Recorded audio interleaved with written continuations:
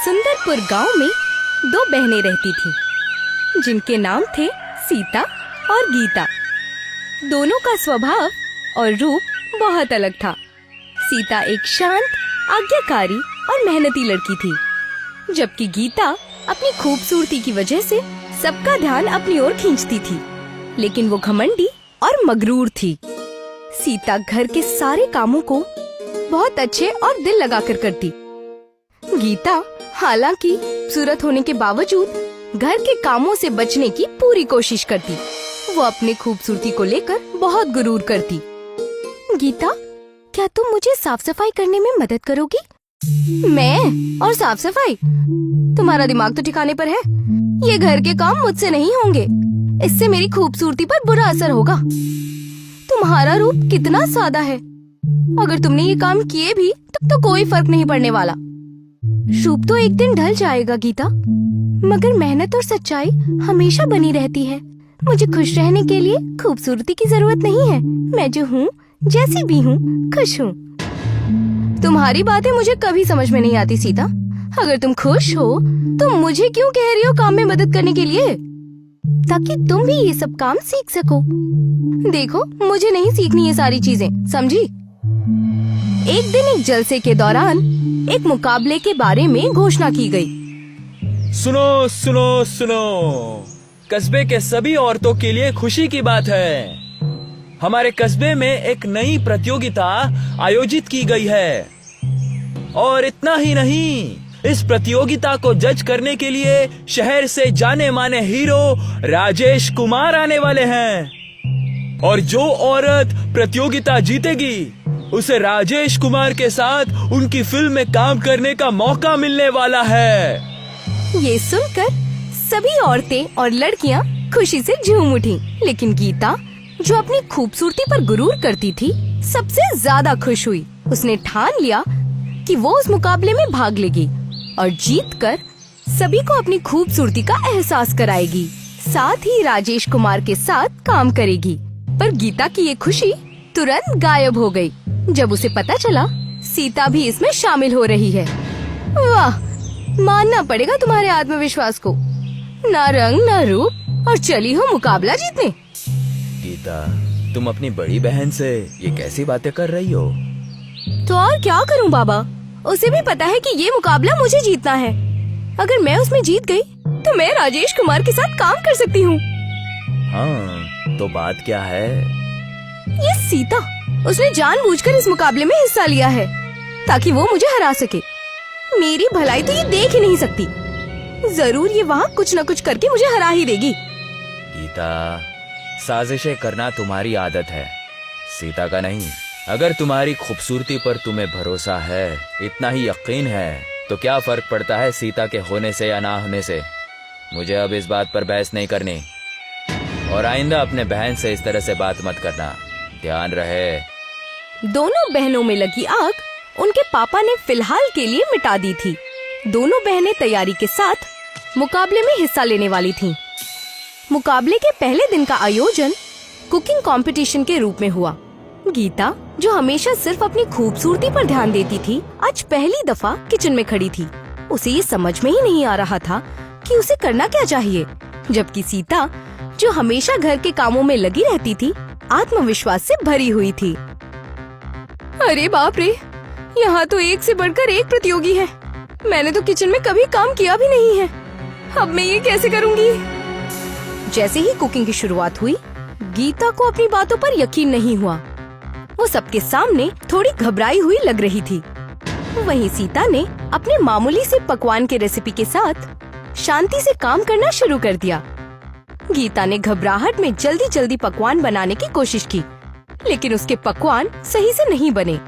आखिर में जब जजेस का फैसला आया तो सीता के पकवानों ने सबका दिल जीत लिया था।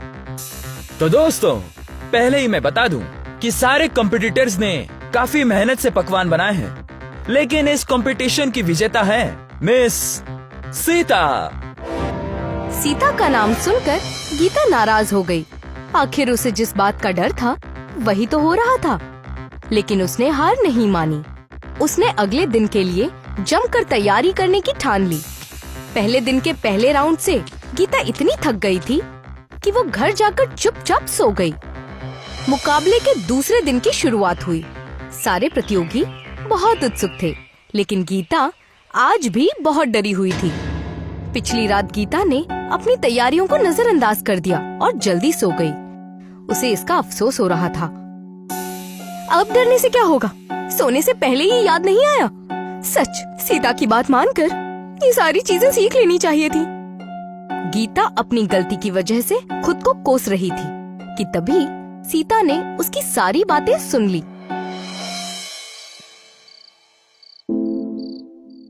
दीदी, मुझे बहुत डर लग रहा है। मैंने ठीक से तैयारी नहीं की है।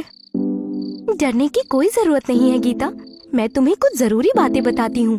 अगर मन से काम करोगी तो सब अच्छा होगा। सीता ने गीता को कुछ डिजाइन्स और बुनाई के टिप्स बताए। गीता ने उन्हें ध्यान से सुना और अपनी फिक्र को दूर करने की कोशिश की। मुकाबला शुरू हुआ। सभी प्रतिभागी अपने अपने कपड़े लेकर काम में जुट गए। जैसे जैसे मुकाबला आगे बढ़ा, गीता ने देखा कि सीता की सिलाई में कुछ अजीब सा था। ऐसा लग रहा था जैसे कपड़े पर खुद ब खुद डिजाइन बन रहे हों। ये देखकर गीता की फिक्र और बढ़ गई। दीदी, ये क्या हो रहा है? तुम्हारी सिलाई इतनी परफेक्ट क्यों है? गीता, बस अपना काम करो। कुछ सवालों के जवाब कभी मत पूछो। मुकाबला खत्म हुआ। मुकाबले के जज राजेश कुमार ने सारे प्रतियोगियों के डिजाइन्स देखे। इस बार वो गीता पर भी खुश थे।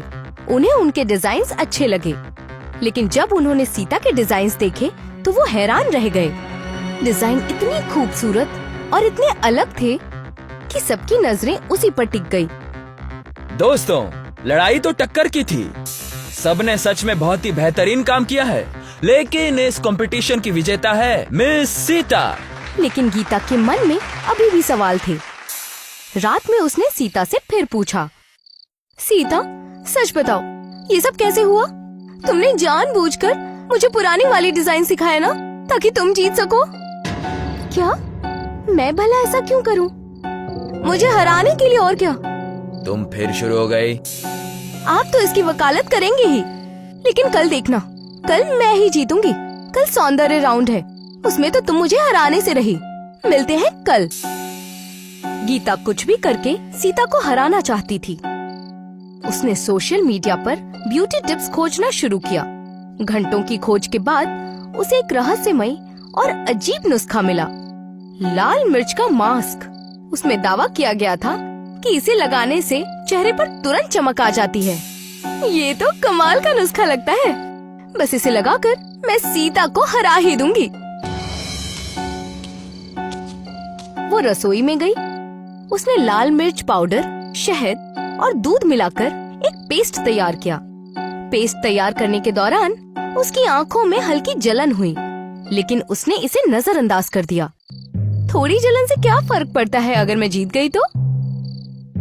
गीता ने मास्क अपने चेहरे पर लगा लिया। जैसे ही उसने इसे लगाया, उसका चेहरा गर्म और झुनझुनी महसूस करने लगा। कुछ वक्त बाद उसकी त्वचा पर जलन बर्दाश्त के बाहर हो गई। वो अब आईने के पास गई। ये क्या हो रहा है? मेरा चेहरा जल क्यों रहा है? आईने में उसने देखा कि उसके चेहरे की त्वचा लाल होने लगी थी, जैसे कि आग में झुलस रही हो। गीता का चेहरा धीरे धीरे सूजने लगा और उस पर मुहासे आने लगे। वो डर के मारे चिल्लाने लगी। ये मेरे साथ क्या हो रहा है? अब मैं क्या करूं? क्या करूं मैं? उसकी चीखें सुनकर सीता कमरे में आई। उसने गीता को देखा, लेकिन अब वो पहचानने लायक नहीं थी। गीता का चेहरा भयानक और खराब हो चुका था। गीता, ये तुमने क्या किया? तुम यहाँ क्या कर रही हो? तुम्हारे चेहरे को क्या हुआ? कुछ नहीं, तुम निकलो यहाँ से। सीता गीता की हालत देखकर चौंक गई थी। गीता के चेहरे को क्या हुआ था, इसका उसे कोई अंदाजा नहीं था। खूबसूरती के मुकाबले का दिन आ चुका था। गीता ने लाल मिर्च का मास्क लगाने के बाद जो भुगता था, उससे उसका चेहरा खराब हो चुका था। लेकिन अपने गुरूर और आत्मसम्मान को बचाने के लिए उसने किसी को सच नहीं बताया। वो एक नकाब पहनकर मुकाबले में शामिल हुई। गीता, क्या तुम ठीक हो? तुमने चेहरा क्यों छुपा रखा है? कुछ नहीं, सब ठीक है। तुम बस अपनी तैयारी करो। मुकाबला शुरू हुआ। सभी प्रतिभागी आत्मविश्वास से मंच पर अपने अपने रूप और खूबसूरती का प्रदर्शन कर रहे थे। जब गीता की बारी आई तो वो घबराते हुए मंच पर गई। मुझे बस ये नकाब नहीं हटाना है, सब ठीक हो जाएगा। लेकिन जब राजेश कुमार ने उसे नकाब हटाने को कहा तो गीता ने डरते हुए अपना चेहरा सबके सामने दिखाया। जैसे ही लोगों ने उसका चेहरा देखा, पूरा मैदान ठहाकों और हंसी से गूंज उठा। ये क्या मजाक है? सौंदर्य प्रतियोगिता में ये चेहरा लेकर आई हो? गीता का आत्मसम्मान चकनाचूर हो गया। उसकी आंखों से आंसू बहने लगे। उसे अफसोस हो रहा था। उसे वो सारी बातें याद आने लगी जो उसने सीता से कही थीं। मुकाबले के कायदे के हिसाब से गीता का नाम वहाँ से हटा दिया गया। गीता की हालत देखकर सीता का दिल पसीज गया। वो मंच पर गई। अगर मेरी बहन यहाँ से हटाई गई है तो मैं भी इस मुकाबले में हिस्सा नहीं लूंगी। सीता, तुम ये सब मेरे लिए क्यों कर रही हो? मैंने तो तुम्हारे खिलाफ जाने की कोशिश की थी। तुम मेरी बहन हो गीता। जीत हार से बड़ा रिश्ता है हमारा। मुझे तुमसे कोई शिकायत नहीं है। इसके बाद सीता ने गीता को समझाया और उसका इलाज कराने की सलाह दी। गीता को अपनी गलती का एहसास हुआ। उसने सीता की मदद से अच्छे डॉक्टर से इलाज करवाया। धीरे धीरे उसका चेहरा ठीक हो गया। आखिरकार गीता और सीता ने अपनी गलतफहमियों को भुलाकर साथ रहने का फैसला किया।